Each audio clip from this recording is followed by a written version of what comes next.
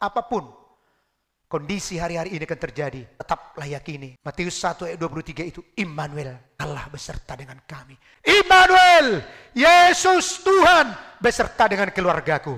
Haleluya. 2 Tawarik pasal yang ke-20 ayat 9.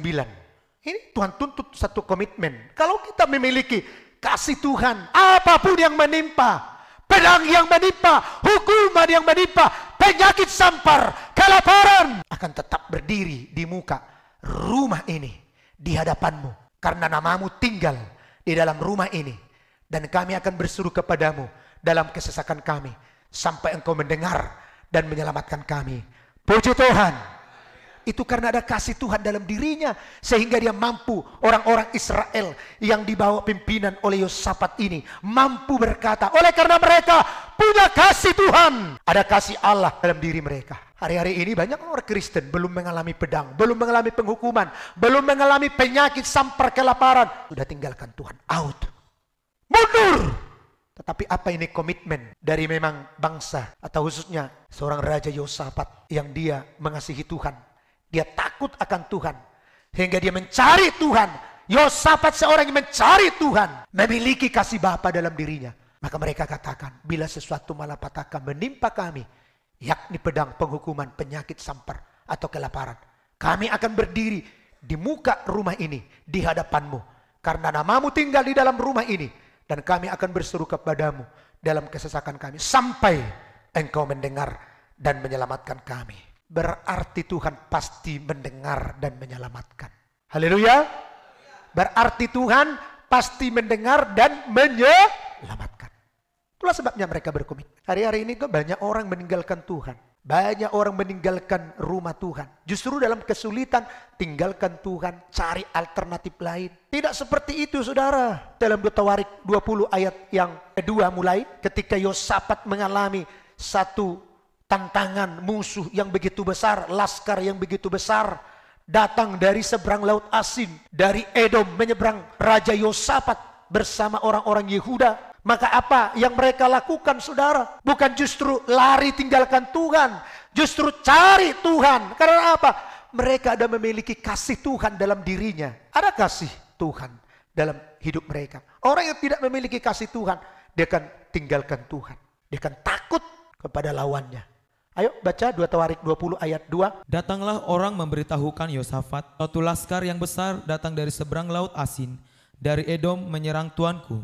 Sekarang mereka di Hazezon Tamar, yakni En-Gedi. Yosafat menjadi takut, lalu mengambil keputusan untuk mencari Tuhan. Iya, kalau takut cari Tuhan. Kalau takut jangan bersembunyi di balik pepohonan seperti Adam dan Hawa. Orang yang begitu udah tenggelam, bersembunyi. So, di balik pepohonan itu takut. Kalau takut justru datang kepada Tuhan. Cari Tuhan. Berseru kepada Tuhan.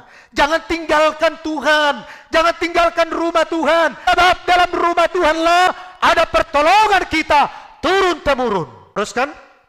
Ia menyerukan kepada seluruh Yehuda supaya berpuasa. Ya, diserukan supaya berpuasa. Ayat 9. Bila sesuatu malapetaka menimpa kami, yakni pedang, penghukuman, penyakit sampar atau kelaparan, kami akan berdiri di muka rumah ini. Luar biasa.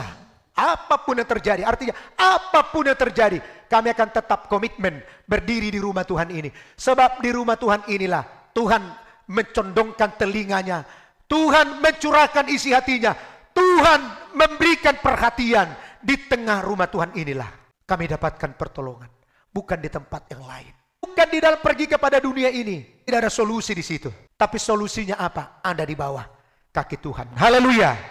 Tidak ada rasa takut kalau kita memiliki kasih Bapa. Teruskan. Kami akan berdiri di muka rumah ini di hadapanmu, karena namamu tinggal di dalam rumah ini, dan kami akan berseru kepadamu di dalam kesesakan kami, sampai engkau mendengar dan menyelamatkan kami. Tidak ada rasa takut karena dia memiliki kasih Tuhan. Bagaimana mau melayani Tuhan ada rasa takut? Tidak ada kasih Tuhan, tidak akan mungkin bisa melayani sesama. Harus ada kasih Tuhan. Ada kasih Tuhan bisa melayani sesama. Bisa melayani satu dengan yang lain. Kalau ada kasih Tuhan, menghadapi kematian pun tidak akan takut. Satu hari ketika kakak kami yang bulan November, Desember, kalau saya tidak salah, kami bawa berobat ibu pendeta kita, Rumah Pea. Kami bawa berobat ke dokter bagian operasi bagian dalam, tapi yang khusus dia. Dia bukan operasi, bukan dokter umum. Saya lupa namanya, saya tidak ingat. Nah saudara, ketika dideteksi bahwa ada hal-hal yang dicurigai mengarah kepada satu penyakit yang mematikan, ya, ketika dibaca oleh orang, kami suruh membaca hasil daripada lab darah dan juga ronsennya, maka dia katakan penyakit sudah sampai ke tulang, bahkan ke hati. Bahkan kami coba untuk dibacakan dari Ibu Borumanik juga hal yang sama. Ketika dia meminta dokter di tempat dia bekerja untuk membacakan hal yang sama. Maka saudara, ketika kakakku ini tahu seperti itu, apa yang dikatakan? Justru saya yang menangis mendengar. Ya udah, mau bilang apa? Selamat tinggallah sama kalian.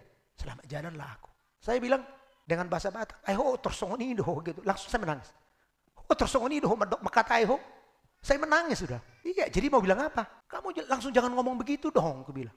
Ya mau bilang apa? Iya, kamu kan senang mau ke surga. Kami ini masih tinggal di sini.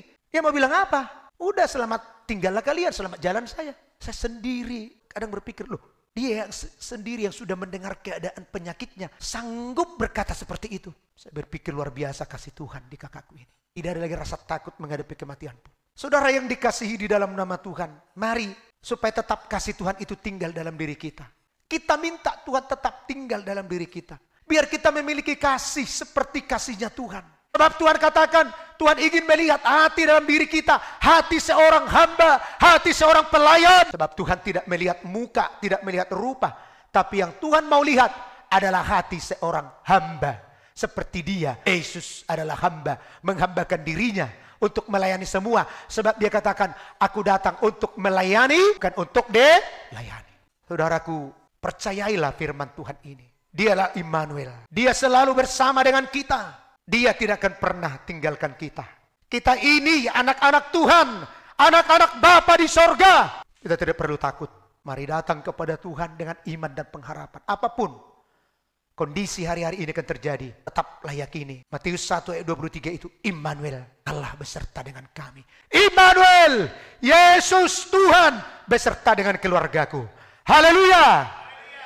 Immanuel itu, dia beserta dalam setiap derap langkahmu. Haleluya.